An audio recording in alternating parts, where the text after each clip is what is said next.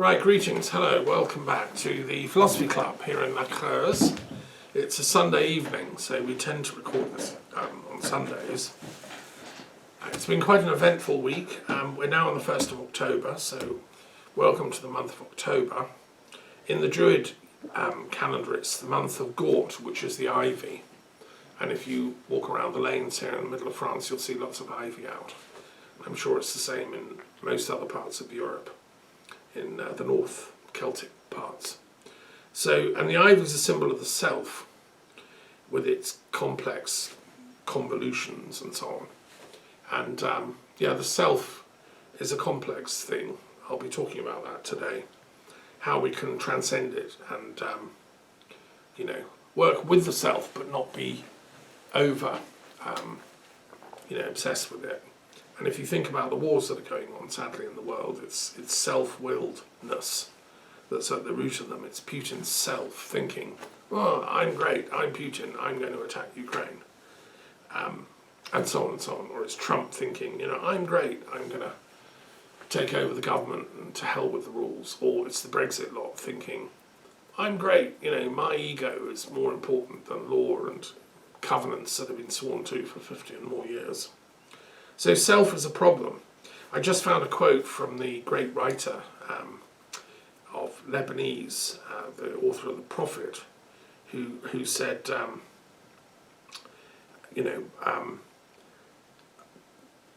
my teacher told me to love my enemy, so I loved myself. Khalil Gibran. It's a very wise saying, I think. And that's something to reflect on as we run through the Philosophy Club today. The other thing I've been up to, just to say, is I've been listening to the rest of the UN Heads of State speeches, listened today to the Chinese People's Republic, and their Deputy Prime Minister spoke actually quite well about global issues and how they support the UN. China is obviously a major power in the world.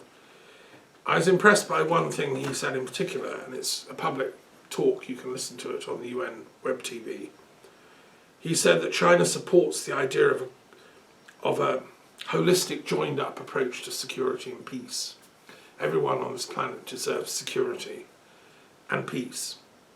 And he had a nice phrase for the kind of security he meant. He said, a common, comprehensive, cooperative, and sustainable security. That's like a really important aspiration, that we should all be secure. That includes social security, personal security, the right not to have one's home invaded or to be robbed or to be brutalized. Just normal human decency. We're all entitled to common security, meaning everyone gets it, not just the privileged few behind their gated communities. It's comprehensive, so it includes social, economic, intellectual, spiritual security. You're not going to be persecuted for your faith and your beliefs or your gender or whatever. It's cooperative, so we have to do this together. It's not like, we're not going to, at the moment we've got this ridiculous thing where loads of people are security guards who get paid lots of money to be highly trained warrior types with weapons and martial arts training, and then the rest of us kind of cower in fear as the security guards run the planet. By that I mean also the police, the armies of the world. No, it's a cooperative security, so we should all look out for each other. If I see my neighbour's house being burgled, I'll go out and shout at the guy. I'll ring an alarm. Security is all of us taking care for each other, and it's about love and compassion, in fact. And so it's not security is not something that experts do for you, people with guns. No, we do it as a society. The other thing I've been doing this week is listening to the Liberal Democrat Party conference debates on policy, and they had a brilliant debate about policing.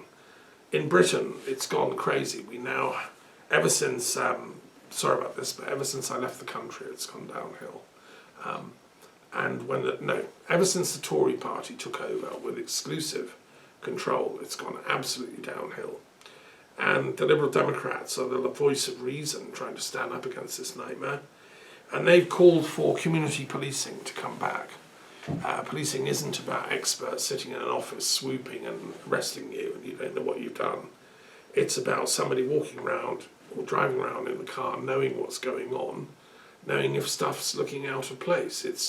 It's we, the community, empower these policemen to keep us safe. And they're our employees. We should never forget that. And so this idea that the police would be elevated above the community and even to the extent of bullying and harassing the community is totally wrong. And so well done the Lib Dems for realising this concept of cooperative security. And then finally, it should be sustainable security. So that includes our environmental rights, security not to have my home flooded or burned. You know, the planet is insecure at the moment because of global warming. And we're all feeling a bit on edge because, like, are we going to be here next year? Are we going to be burned alive? Are we going to be flooded out like the poor people in Libya? Or earthquaked? Or whatever, you know. So we need sustainable security. That means building homes that are safe in times of earthquake. It means not building homes where there's going to be flooding. It means managing our relationship with nature. So all these concepts are implicit in the Chinese idea of security, which I have to say is the most intelligent statement about security as a peace scholar that I've heard for a long time. So well done, China. Obviously there are things in their speech I didn't agree with, like, you know, Taiwan's ours and all that. No, thank you very much. It belongs to another branch of the Chinese, great Chinese people who chose a different path. And I hope your view of security doesn't mean you're going to go and invade them. He did say no, a peaceful reunification of China is on the agenda. So anyway, that was one. I've been listening to other speeches by the UN leaders. And, you know, there's so much to learn from that. The other thing, just to report back very briefly, is that we had our World Intellectual Wisdom Forum yesterday, online, 2-hour thing. And that was really good. We had a bunch of people come. And I just say it was very, it was amazing how many diverse nationalities were there, although it's a small group that comes. We had somebody from Greece and Athens, somebody from Ireland, somebody from India, 2 people from India, one from Rajasthan, one from Mumbai. We had someone from Scotland, someone from Africa, someone from Ecuador in Latin America, me from France, and someone from Armenia. So it's a very international, you know, truly a World Intellectual Wisdom Forum. And we had really good debates, especially about the tragedy in Armenia, where this little enclave called Nagorno-Karabakh or Artsakh has now been fully invaded by Azerbaijan, as if it's their right. And we debated this question of what should the UN do when a nation state invades another people who are within its borders. You know, so let's say it's not going to happen, but let's just say for the sake of argument that the French decided to invade Brittany and said the Bretons are not French, we're going to force them out. We want their land. And force them all to get on boats and retreat to Britain because that's where Britons come from. And they go and live in Cornwall. And they sent in troops, bombed the place, sent in tanks and started shooting them, you know, and killed several hundred of them. Would the world stand back if France was so crazy as to invade the people of Brittany? I mean, of course it wouldn't happen in France because France has a constitution which guarantees human rights and security to everyone, regardless of your ethnicity or your religion and so on. But just say in a crazy world, you know, would that be acceptable? Because that's kind of what Azerbaijan has just done. It's invaded a region within its borders because they're not the right kind of ethnicity. They're Armenians. And they killed loads of them and forced them to flee. So it raises huge intellectual, like, what can we as intellectuals do? What can the world do? How can we, you know. So that was one part of the discussion. We also talked about the Sikh issue and Canada and India and their conflict over this assassination, again, by our leader, Modi, taking upon himself to misuse his security services to assassinate somebody he doesn't like in another country who happens to be a citizen of that country, Canada. Is that acceptable? Is that legal? If, let's take Macron, if Macron didn't like that and said, no, that's not on, let's go and assassinate some Indians to make up for it, well, that would be illegal. I mean, he wouldn't do that, obviously. But obviously people in the past have behaved like this.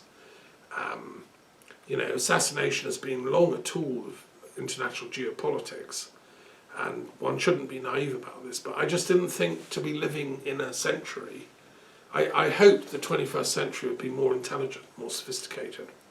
Seems we've still got some thugs around who are engineering this kind of stuff, and Putin has been doing assassinations right, left and centre in the name of his intelligence services.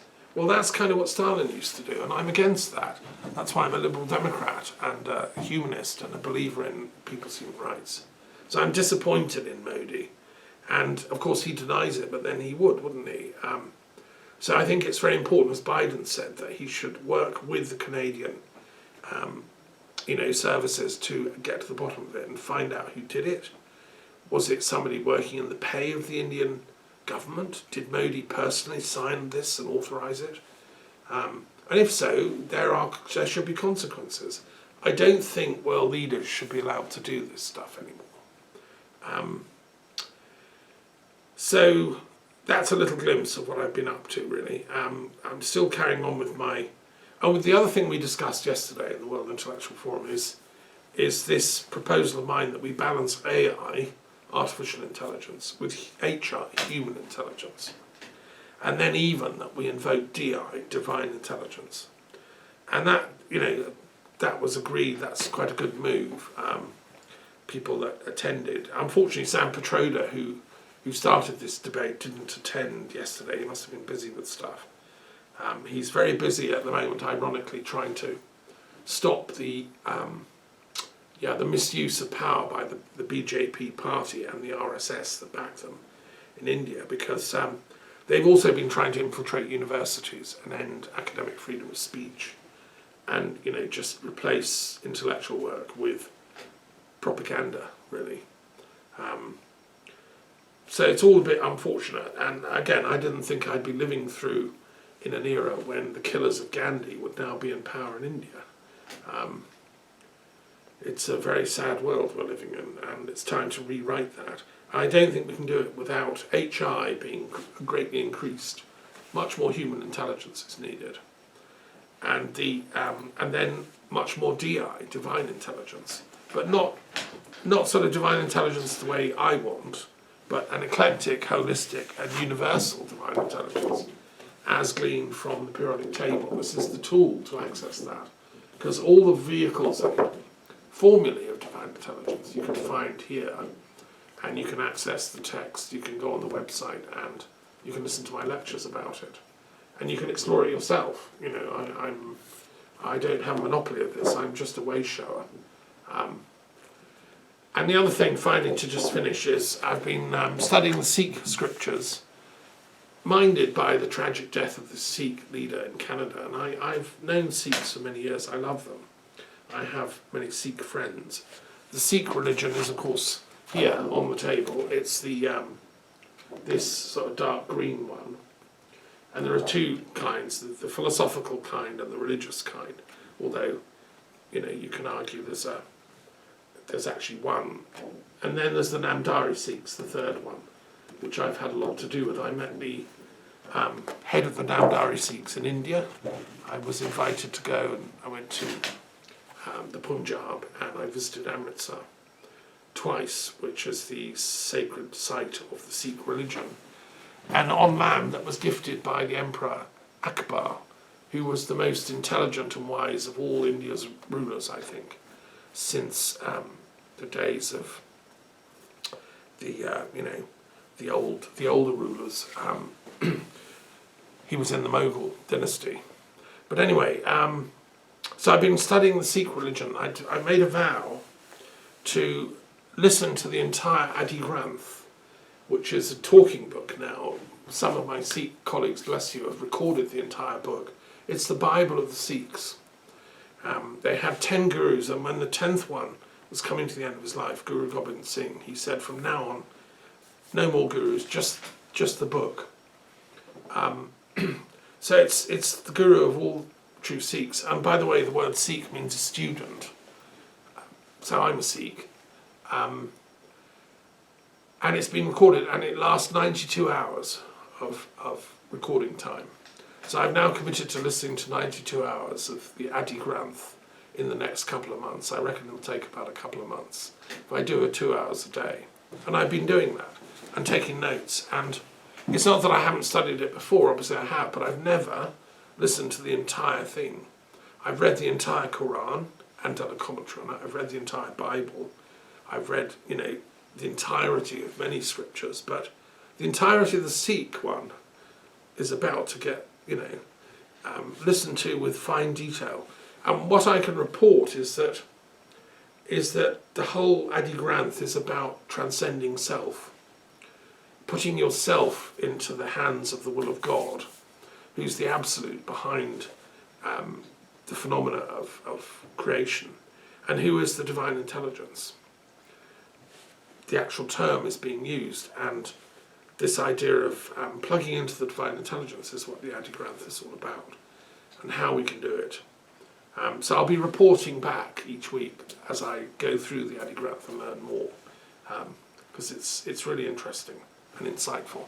Okay, so that's what I've been up to. Let's make let's play the game of gods, because we've done Game of Thrones. That's not going very well. Everyone's attacking everyone else. Let's play the game of gods and see who's going to be showing up tonight. The rainbow snake. It's been a while. Yeah, we haven't had him for a while. Let's have him then. Okay, rainbow snake. Thank you.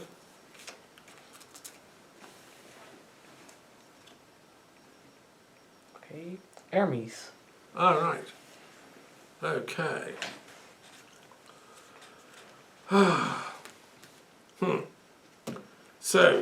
So the rainbow snake here is the king of water. We did have him a while back, but we all need water because the ground is still quite dry from a long hot summer here in France. And so, it'd be nice if rainbow snake came back to visit. Let me find the exact spot here. Yes.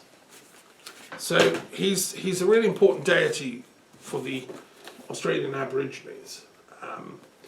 Yes, I remember when we had him was when I had my guest here from Australia who was visiting, sitting here, and she told us she'd actually been to the canyon in Australia, I think in Queensland or somewhere near, which is associated with the rainbow snake. There's a particular place she was able to tell us. And Australia is very dry, obviously. It's barren. There's a lot of it, desert in the middle. So water is really sacred to the Aboriginal cultures. And therefore they divinized water. And the rainbow that often appears around water, it's a magical thing. I always love it when I see a rainbow. I stop and take a photograph or just give thanks, really.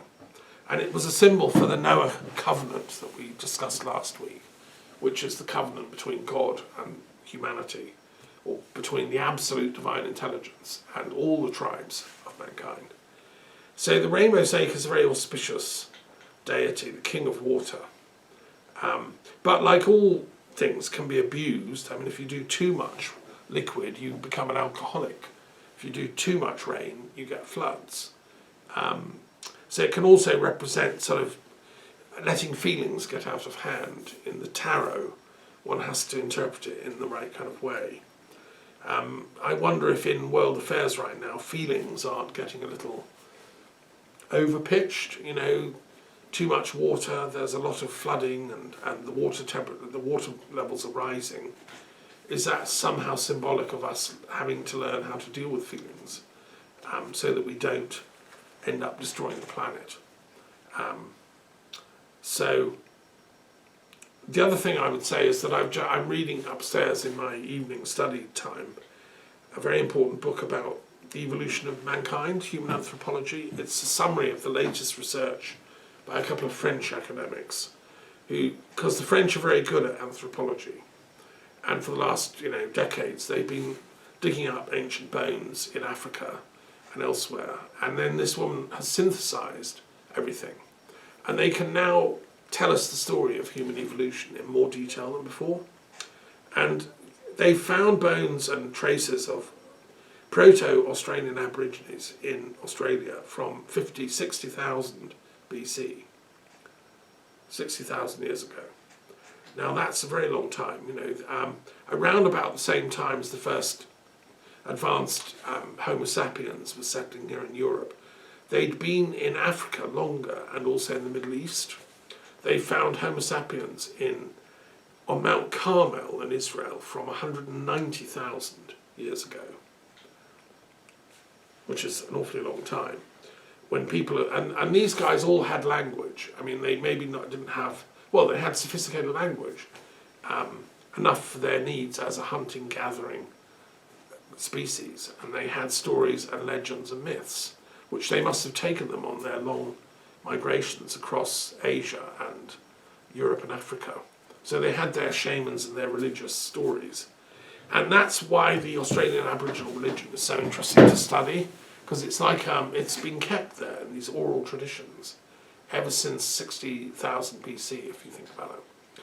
And that's why Durkheim, one of the great pioneers of the sociology of religion, he got many good ideas from what they're up to. And I think that the Rainbow Snake is a positive card, even though it's got this everything comes with a health warning, don't overdo this. But even when it's really terrible circumstances, drought and stuff, we will get through it. The Rainbow Snake will turn up in time. The rain will return. Nature will reassert its will to harmony and balance. And the Taoists knew this. There's a famous story of a Taoist sage who was called in by a place where there was no rain, hadn't rained for weeks, I think months, and they couldn't grow crops, they couldn't drink, and they tried everything, and nothing worked. So they called in this famous Taoist sage, who he agreed to come. He turned up. All he had was a little, walking stick and a little old coat and a little bundle. And they said, "What do you need? What magic are you going to do?" He said, "All I want is just show me a little hut that nobody's using, and I'll just go in there, and leave me alone for a few days. Don't come in, don't knock on the door, everything's going to be fine. Just leave me totally alone." So they said, "That's a bit odd. Well, he'll probably be doing some magic." So they did that and put him in. And after 4 days, they didn't hear from him, nothing. No funny prayers or spells or anything. And then a cloud appeared in the sky directly above the village, and then a bigger cloud, and then an even bigger one. And then it was really overcast, and it started raining really heavily, and rain and rain and rain. And they felt, thank God, his magic worked. And then he came out, pointed up, smiled. And they said, "Oh, great Taoist sage, we thank you so much. How much gold do you need? What can we do? What did you do? What magic spells did you do?" And he said very humbly, "Look, I didn't actually do anything at all. I was practicing the Taoist art of not doing. The trouble is you'd been doing too much, and you'd been panicking too much, and that creates a turbulence in the energy fields. You have to practice non-doing, relax, sink into the emptiness, the void of the Tao, and know that the Tao will carry you. Everything will come back to right." And these clouds wanted to appear. I didn't do anything. I just created a space in which they knew they were welcome, and that they'd be doing you a favour. And so you carry on. You just practice that inner harmonisation with the void, and know that all your ego stuff, it's not going to help. Footnote here, in the Sikh scriptures of the Adi Granth, there's a recurring theme which I love, which is the divine intelligence knows everything you're up to. It knows all your clever tricks, and none of your clever tricks are going to like help. When crunch comes, it's only your surrender that counts. That's what the Adi Granth says. Right, back to the Taoist guy. It's exactly the same story. You know, clever tricks don't help.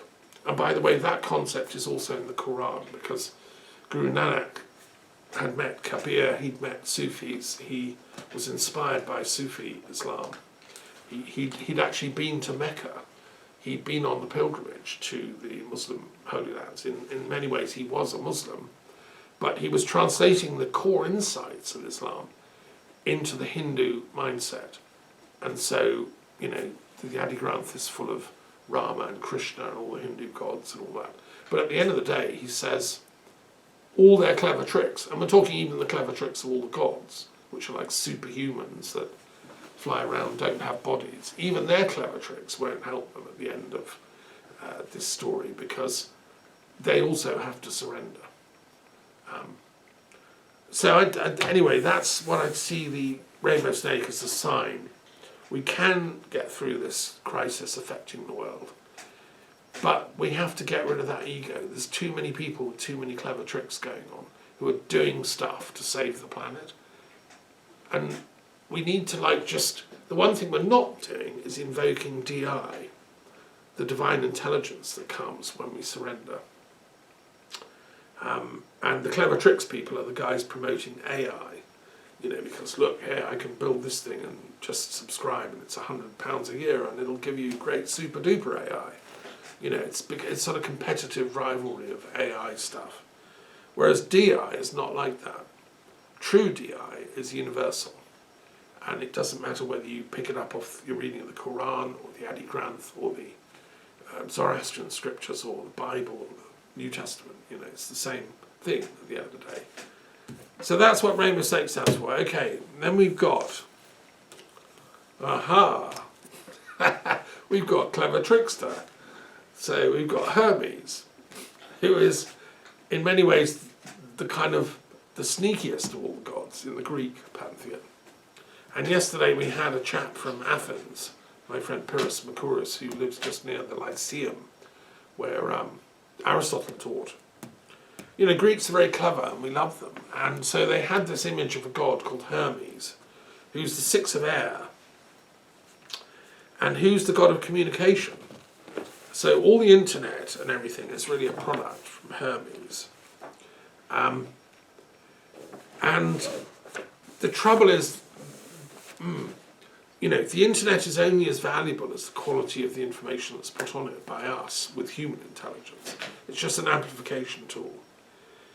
And Hermes without the divine is not much use for anything, because he is the messenger of the gods. He takes messages between us humans and the gods. If we cut out and deny there's any kind of deity level of being, we deny DI, well, what's the point of Hermes? All he then is left with is clever tricks. You know, people making websites that can pretend stuff. All the fakery that's going on in the internet. I don't think Hermes is very happy about that, because it's misusing communication. And it's using it not for the right purposes, which is to plug back into, to augment our human intelligence and then to plug back into divine intelligence. We're not using the internet for that. We're using it for fakery, lies, stealing, people doing robbing on the internet, people stealing each other's credit cards, and you name it. People stealing each other's identities. It's shocking what's happening to the internet. It's like a Wild West of robbers. Well, Hermes would say, no, forget all that. Let's just use it in the right way to study and learn and try and find a way to plug back into the divine intelligence.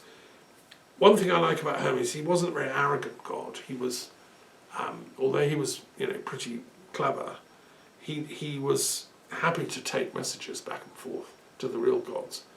And in some ways he's like Enlil, who was the same we had a couple of weeks ago in the Sumerian culture, who was the spokesperson for the council of the gods, the word of the gods. Hermes was just, you know, the ambassador. And the hermetic staff is used to sign ambassadors who are protected. So I think Hermes also stands for diplomacy. And so we need, I think my reading of this is that we need to purify our emotional lives, not self-indulge with too much grief and sorrow. We have to get on with the work that needs doing. And ironically, the work that needs doing is nothing at all. It's surrendering to the divine voice within us all of the divine silence, of the purity. And it's stopping all the clever tricks. And when we do that, the messenger of the real gods will show up in your life and watch your synchronicities, watch your phone calls, Only when you're humble and silent and surrendered can you really hear from the gods. And hopefully they'll bring some good news. So that's my little interpretation of this. And of course, Hermes is also Thoth in the Egyptian tradition. And I'm a great lover of the Hermetic mysteries that synthesized Egyptian wisdom, Thoth, and the Greek wisdom. For 1,000 years, the Greeks and Egyptians were best buddies, and I think there's a lot of wisdom in that tradition. In the Celtic world, Mercury was adopted by the Celts. We liked Hermes as well. We called him Mercury. The Roman spelling of it's the same deity. And he was given a wife, Rosmerta, by the Celts, because everyone deserves a nice wife. And we found little temples all over Gaul here to Hermes or Mercury and Rosmerta. And she was renowned as the goddess of prosperity and plenty, and holds the cornucopia, which is the horn of plenty. So that's a nice little glimpse into the Gallic Celtic imagination. They accepted eventually realised they couldn't defeat the Romans militarily, so they just tried to outthink them and shift them in a wise direction, which is why they accepted Christianity, because they saw Christ was doing the same, in my opinion. Right, okay, let's do another one. That was very exciting. Thank you for those two. We love Hermes and Rainbow Snake. Air and water. Apollo. Okay. Never say no to Apollo.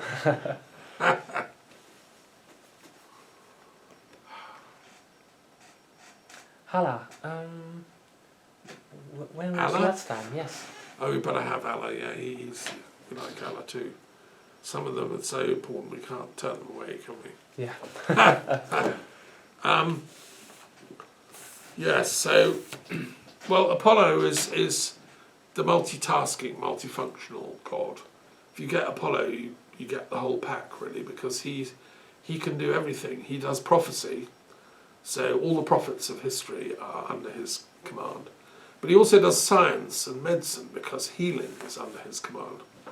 And all the medical doctors of the world that have trained properly in scientific medicine, or any kind of medicine really, have without knowing it necessarily, have come under Apollo's guidance. And yes, I had a dream last night about healing and medicine, so I might come back to that. And Apollo works through dreams as well. That's why I record my dreams, and have done for 10 years, so that I'm leaving like a legacy of 10 years plus accumulated dream diary. Because I think the ancient Greeks believed, as I do, that if you're ill or depressed or something, the gods want you to be well. Therefore, they'll give you messages in your dreams, because your unconscious is in touch with every part of your body, and it knows if there's a problem with you, either physically or mentally.